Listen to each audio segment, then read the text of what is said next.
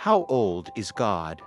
Age is a number that represents a span from beginning to end. In order to determine age, there must be a beginning.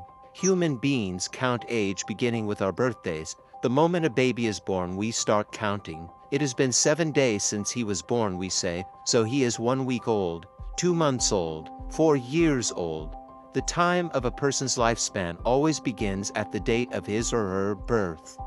God did not have a beginning, therefore we cannot assign him an age. He is outside of time, so the question, how old is God, is a non sequitur.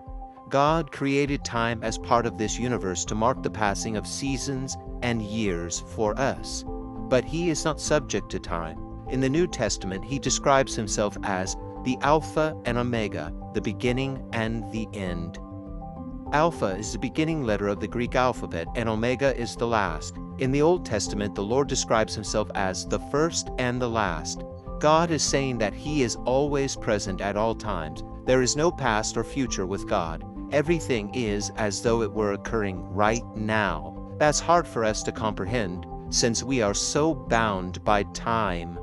When God identified himself to Moses for the first time, he said that his name was I am who I am. For those Hebrew words, we extract the more familiar name of God, Yahweh. By saying that his name was I am, God was teaching Moses that he is incomparable to any other. He is above, beyond, and all-encompassing. Time cannot confine or define God. In revealing his name, God made a statement of his own self-sufficiency, self-existence, and immediate presence. God always has been and always will be. He has no beginning and will have no end. Asking, how old is God, is an example of a category mistake, imputing a quality to something that properly belongs only to things of another category.